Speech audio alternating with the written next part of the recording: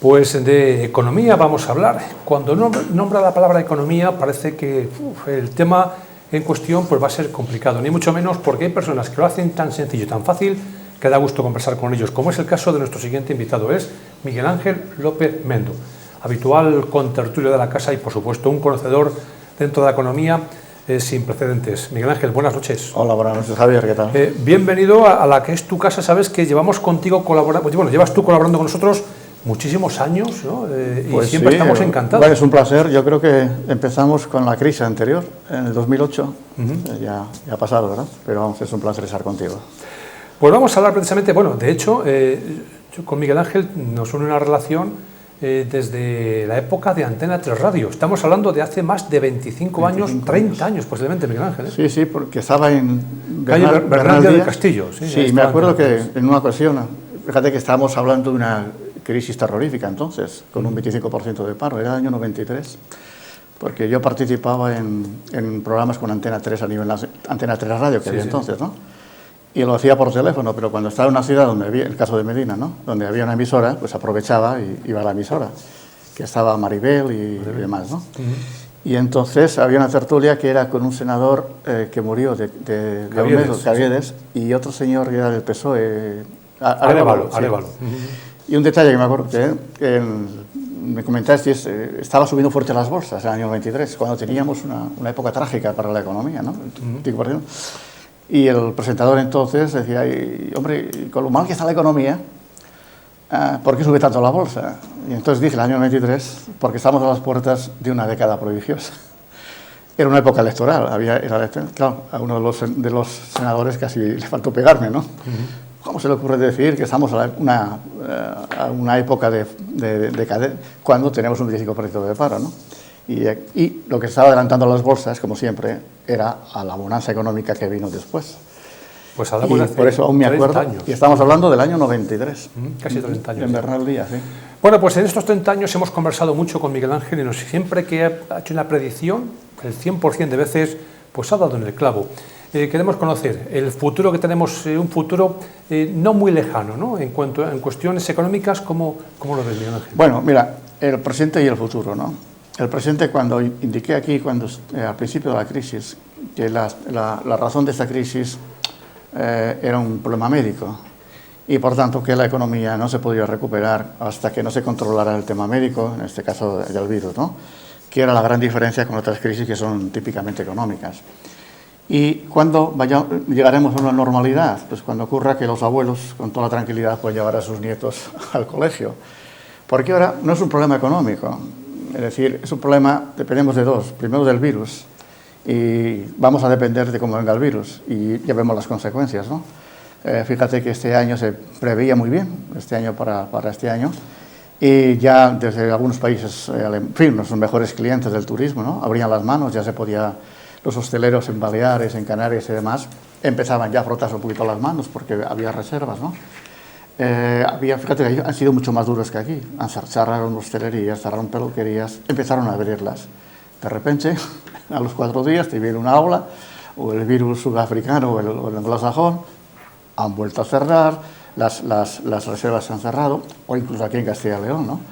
Es decir, después de mucho tiempo, después de las Navidades, la hostelería abre un poquito, de repente, bueno, ya podemos utilizar el interior de los restaurantes, de las cafeterías, y ya ves a los 4 días otra vez cerrado, ¿no? Me alegré, estuve el domingo aquí en Medina y me alegré que por lo menos en Medina dentro del interior se podía utilizar, por eso estamos en manos del virus. Y en segundo lugar, estamos en manos no de la economía ni de los médicos, estamos en manos de los laboratorios. En este caso, la única solución para hacer las vacunas, dependemos de los laboratorios, y de las vacunas dependemos de dos cosas. Primero, que se vacune todo el mundo, y todo el mundo me refiero a España, que se da por hecho, ¿no? Todo el mundo es que se vacune en los demás países, porque fíjate de qué nos sirve que en España nos vacunemos y en Marruecos lo tenemos al lado, no estén vacunados, provocaría mutaciones, y estamos hablando que en el mundo tenemos 10.000 millones de personas. ¿Cómo se vacuna esto?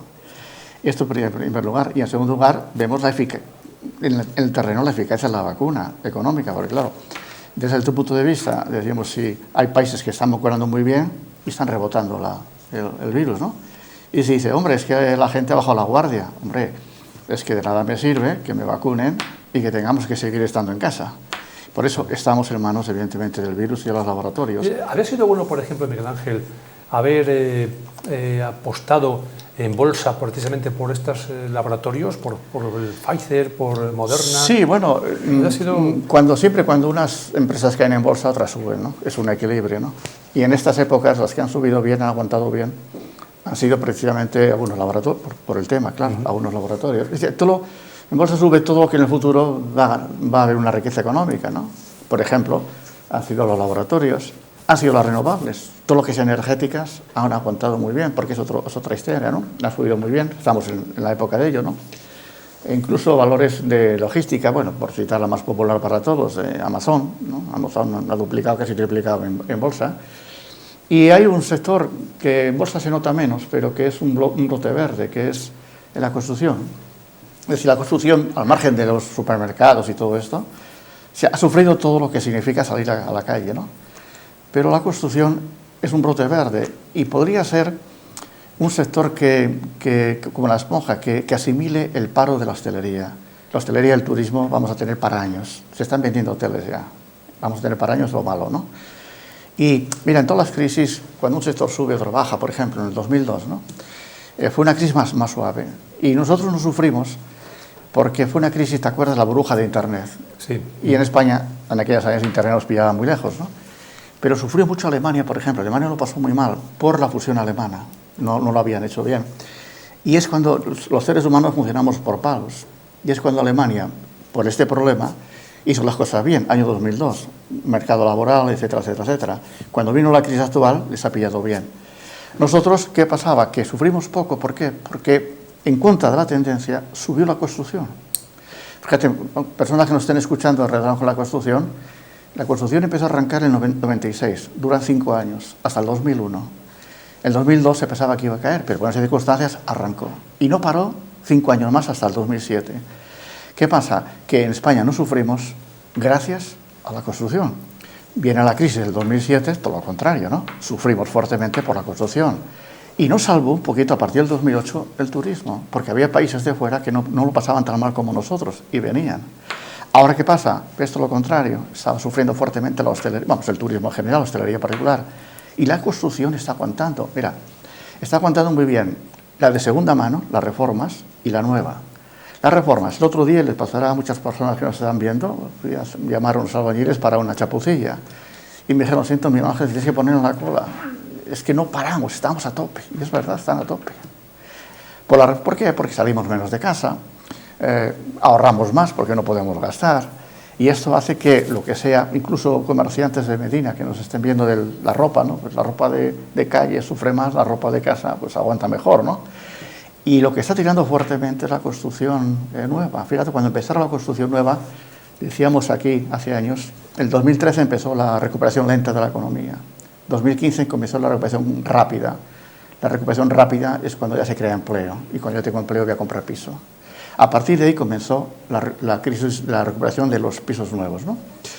Y cuando llega la crisis del COVID el año pasado por estas fechas, todo apenas sufrió. Hay ciudades, las 8 ciudades que he estado visitando desde que empezó el COVID, hay grúas como setas, de construcción nueva. ¿Por qué? Porque la gente que pensaba comprar piso antes del COVID, lo siguen.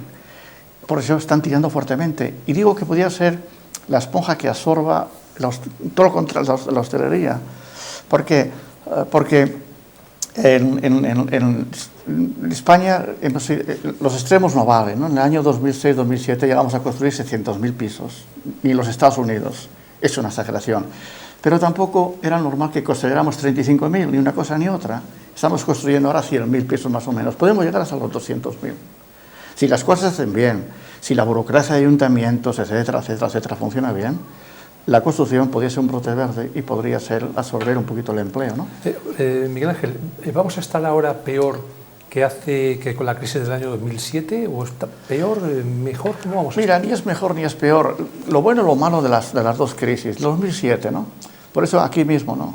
Y cuando compañeros que eran de otros partidos decían, hombre, no, ¿cómo acertaste? Por desgracia en España es muy fácil acertar con el paro, ¿no? Teníamos 2,5 millones de parados en el 2008 Y dije que nos íbamos a un 25%, a 5 millones, ¿no? Como así ocurrió.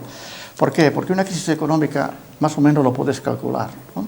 Y entonces fíjate que hablamos en 2013 cómo se recuperaba por los bares, las cafeterías, veíamos cómo la gente volvía a las cafeterías, a los bares, etcétera, ¿no?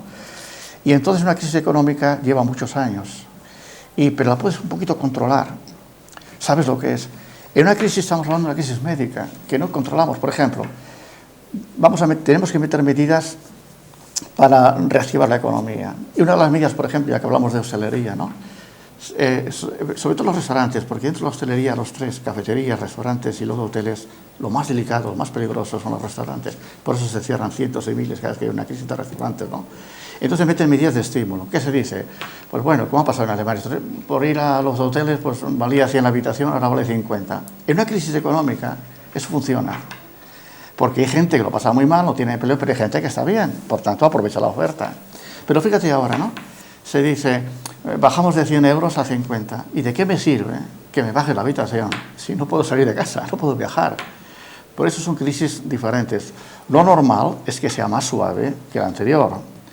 Porque, hombre, las crisis médicas tarde o temprano desaparecen. Una crisis económica, fíjate, cuando en la famosa crisis del 29, hasta después del 45, de 1945 no salimos, después de la Segunda Guerra Mundial. O sea, 15 años de crisis. La crisis actual, la anterior comenzó en el 2007. Antes del COVID, 2019, estábamos intentando salir. 2007, 2019. O sea, 12 años. 12 años. Y aquí por eso los pisos no han sufrido. ¿Por qué? Porque la gente que compra un piso en una crisis económica dice, coño, ¿cómo voy a comprar un piso que mañana me quedo en el paro?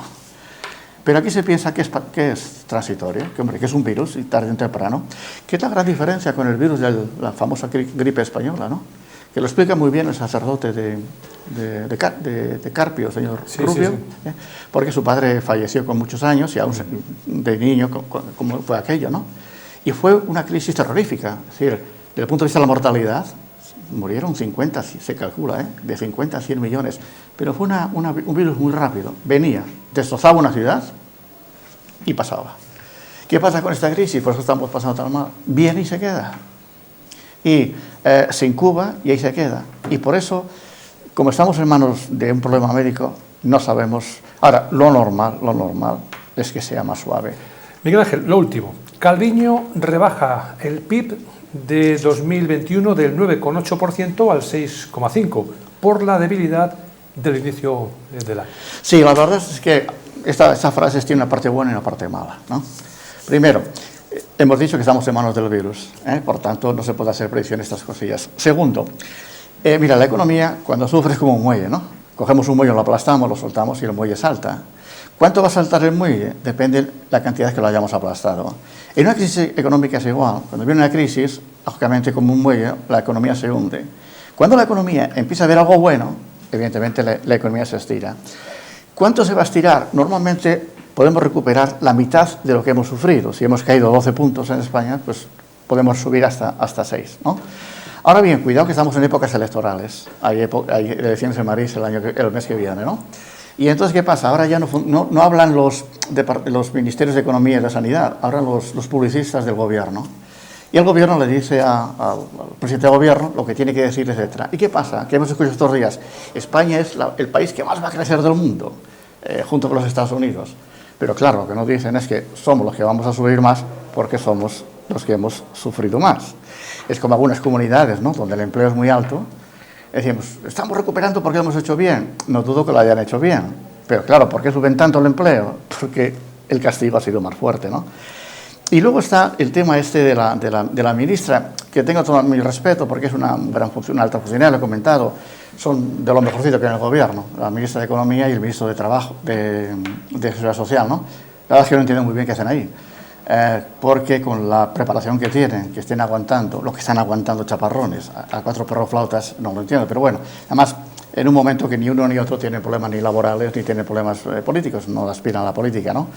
Entonces, ¿qué pasa? Que la ministra está cogiendo una mala fama y es que hace previsiones y falla todas y solamente sabe rectificar, ¿no? Por ejemplo, en el 2019, lo indiqué aquí en estas fechas, ¿no?, que había miedo a nivel mundial, que había un enfriamiento de la economía. Y la ministra, según sus informes, no hay un enfriamiento por ninguna parte. Y fíjate, China a principios del 2019, bajó fuertemente los tipos de interés, porque veía que la economía se enfriaba, para que la gente volviera a comprar pisos, coches. Francia, Macron, iba a subir los impuestos, los tuvo que bajar por miedo a un enfriamiento. Iba a subir las pensiones, no sé, a uno, tuvo que subir a mitad, porque había un enfriamiento, ya lo dije que no. ¿Qué pasaba? La ministra, ¿qué pasó? Cuando fallan las previsiones, con el enfriamiento, vamos a gastar y a gastar y a gastar y a gastar. Llega el otoño del 2019 y la ministra dice, sí, nos espera un otoño caliente. Dice, coño, no lo podía haber dicho antes, ¿no? Principios de la crisis. Primero, el responsable médico, el de las curvas, Simón creo que se llama, lo típico, ¿no? Que en España no había un problema, que se iban a contagiar 3 o 4 personas nada más. Ya sabes que somos el país de los peores del mundo. Segundo, la ministra de Economía dice, según mis informes, la mujer no sé dónde leo los informes, que España, la reproducción económica en España iba a ser mínima. Recordamos la frase, ¿no? España es el peor país del mundo, otro de los países del mundo en la economía.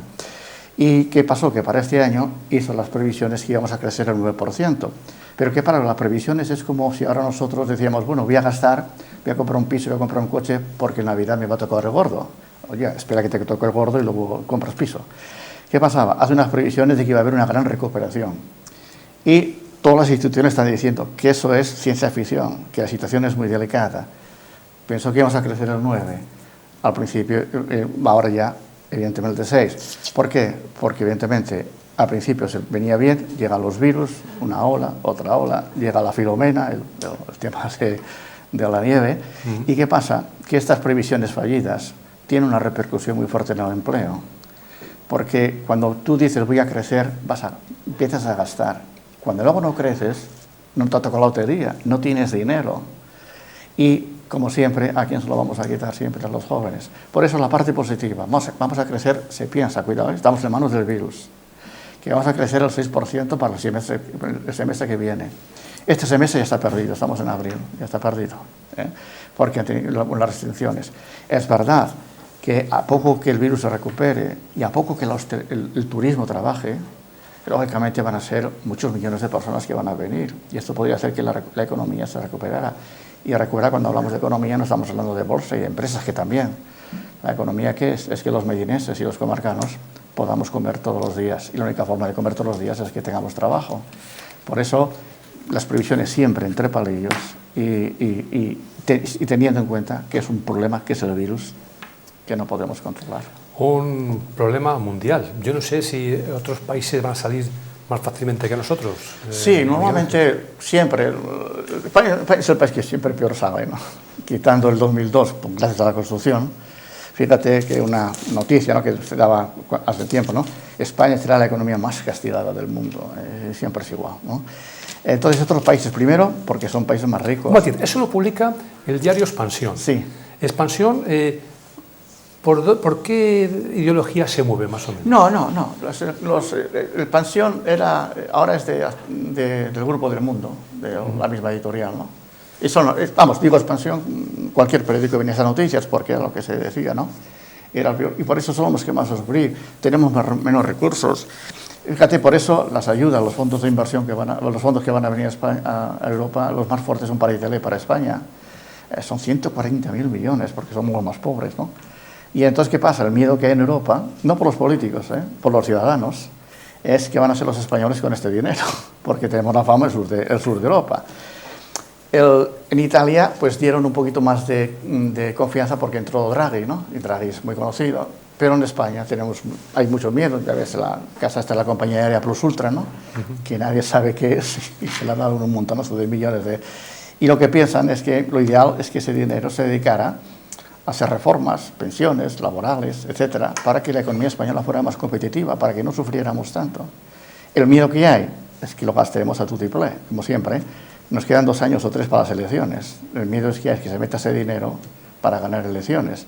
¿Cuál? Gastando mucho y que después a los 2 o 3 años nos quedemos sin ello. Por eso siempre hablan. Luego tenemos, fíjate, los países anglosajones, es decir, por ejemplo, las vacunas, ¿no? Las vacunas vamos con mucho retraso en España y en Europa. Europa está quedando en un museo, es un museo ya. Por eso no me extraña lo del Brexit. Los anglosajones son muy rápidos para la economía y para todo, ¿no? Inglaterra y Estados Unidos son los 2 países, vamos, de nuestro entorno, que llevan un adelanto en las vacunaciones, ¿no? Llevan España y el resto de Europa, fíjate cómo estamos. Esto repercute en la economía, por supuesto, ¿no? Los Estados Unidos, al siguiente día del virus, ya estaba creando empleo, son los sajones, ¿no? A nosotros nos cuesta nuestro curso mucho, primero, por nuestra economía, ¿no? La dependencia, y luego porque comentamos en alguna ocasión, ¿por qué sufrimos tanto en España? Porque en España ya no es un problema económico ni político, es un problema médico, ¿no? ¿Por qué somos negacionistas? Es decir, cuando hay una crisis, los demás países dicen, coño, que hay una crisis, vamos a prepararnos, ¿no? Nos ha pasado siempre, ¿eh? Aquí en España, cuando hay una crisis, a nosotros no, la crisis no nos afecta, no vamos a tener ningún problema. Por eso siempre hay países que desde un principio, por ejemplo, ¿no? Fíjate, cuando ya el año pasado, por estas fechas, empezaba la crisis, Inglaterra, por ejemplo, ¿no? Lanza dinero, baja el IVA a la hostelería, ayudas fortísimas a la compra de la vivienda. En España, nada, ¿no? Hemos ido poco a poco.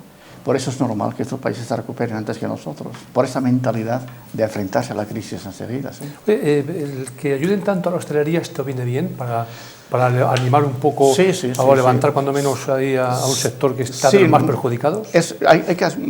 Hombre, la ayuda a la hostelería, la única ayuda es que la gente volvamos a salvar. Pero claro, no es un problema económico como el 2007. ¿Por qué no íbamos a un bar, a la hostelería? Porque mi bolsillo estaba mal, ¿no? Ahora, ¿por qué no podemos ir? Por un tema médico. Y ahora, por el momento, la única cosa, por desgracia no hay otra, y es ayudar a la hostelería, vamos, a diferentes sectores, uno de ellos la hostelería, ¿no? A la hostelería porque no hay otra fórmula. Cuando tú dices, en una crisis económica, cierra los bares por un problema económico. Aquí hemos cerrado no por un problema económico, porque nos hemos ido de vacaciones, por un tema médico. No podemos entrar a un bar, por tanto hay que ayudarle, por tanto evidentemente es bueno, se ha hecho tarde, se ha hecho poco a poco, rectificando continuamente, y se van a cerrar decenas y miles, claro. ¿Cuándo saldremos de esta crisis? ¿Dentro de 12 años, como antes comentabas? No. Una crisis económica tarda tanto, se puede calcular. Bueno, la crisis del 90, que hicimos el programa en Antena 3, en el 93, fíjate lo que es ahí fue una recuperación en V. ¿En qué sentido? En el sentido que el año 93 teníamos un 25% de paro, fue terrorífico. Y el año 94 los americanos se dieron cuenta que el americano, de no tener $1 en el bolsillo, un coche no duraba 24 horas en un concesionario. Y a partir de ahí comenzó una recuperación impresionante de la economía. Fue una recuperación en V, fue muy dura, ¿eh? Del 89 al 92, duró un año más de lo previsto, y después fue muy rápida. La crisis última, el 2007, ha sido muy lenta. Y las crisis médicas no se puede calcular, porque es que no podemos hablar de temas económicos, es de temas médicos, que no aparezcan virus por ahí. Y por eso decía que, ahora, recuperarnos en sentido, pensando que el virus vaya bien, fíjate que se están cerrando ahora muchos comercios de textiles y demás, pensando que la cosa vaya bien, menos el 2023-24 no iremos correctamente, pensando que no haya ningún problema médico. O sea, en el mejor de los casos, hablamos de 2-3 años todavía nos queda para recuperarnos. Repito, pensando que el virus porque hemos estado viendo como hostelería, por eso mi admiración, ¿no? al comercio de Medina, ¿no? Cuando grandes cadenas como Zara, como H&M, la sueca, están cerrando por dos cosillas, ¿no? Primero, porque hay un cambio de costumbres en los clientes, ¿no? Y luego por el comercio móvil, ¿no? El comercio online, ¿no? Y si estas grandes multinacionales están sufriendo, mi respeto más tremendo a los comerciantes de Medina. Los comerciantes de Medina tienen dos problemas, ¿no? Primero que los demás, la competencia del comercio online y las costumbres. Fíjate que estas Navidades ha habido algunos cambios, ¿no? Primero, cuando ibas a las pescaderías, era muy difícil encontrar en las Navidades un pescado grande, porque no podíamos reunir gente. Por ejemplo, en los supermercados se agotó el champán francés, porque el día 30, 31 y el 1 no podíamos salir, se agotó. Me decían los empleados que estaban reponiendo, decían, joder, qué palo han pegado este año al vino. Dice, y el vino de calidad, porque no podíamos salir, ¿no? Y luego hay otro detalle, en todas las Navidades siempre veíamos bolsas del Corte Inglés, de centros comerciales, ¿no? Y en este caso, después de las Navidades, veíamos por los suelos cartón de cajas con el anagrama, por los suelos, con el anagrama de Amazon. Y por eso, ¿Qué ocurre? Que si estas grandes multinacionales, además Medina tiene otro problema, ¿no? Y desde niño lo he vivido y no sé por qué, y es porque el desprecio de los medinenses al comercio de Medina es tremendo. Es la típica frase de Medina, ¿no? Aquí voy a comprar yo. Y por eso mi máximo respeto a los comerciantes, ¿no? Porque, mira, los cambios de costumbres, si cuesta mucho a Zara, fíjate que en Zara ha cerrado la de Palencia, de Plaza, en la calle Mayor, la ha cerrado por esto, porque hay un cambio de costumbres en las compras y por el comercio online. H&M, Valladolid creo que está en Supi se llama, ¿no? Sí, el centro comercial, shopping. Sí. Y en Villarreal o algo así, el que está en el centro comercial, en el Paseo Zorrilla. Sí, y ahí van a hacer grandes ajustes, han cerrado en Soria, en Palencia creo que también. Si estas grandes multinacionales les está costando luchar contra el comercio online y les está costando luchar contra el cambio de costumbres, ¿cómo no lo va a pasar el comercio de los comerciantes de Beña? Que es mi admiración. Pues nuestro respeto, por supuesto, al comercio medinense de nuestra zona y a la hostelería que lo están pasando bastante mal. Miguel Ángel, muchísimas gracias por haber contado contigo. Hasta otra vez que vengas por esta casa, ¿de acuerdo? Será un placer. Muchas gracias. Vale, gracias, Javier.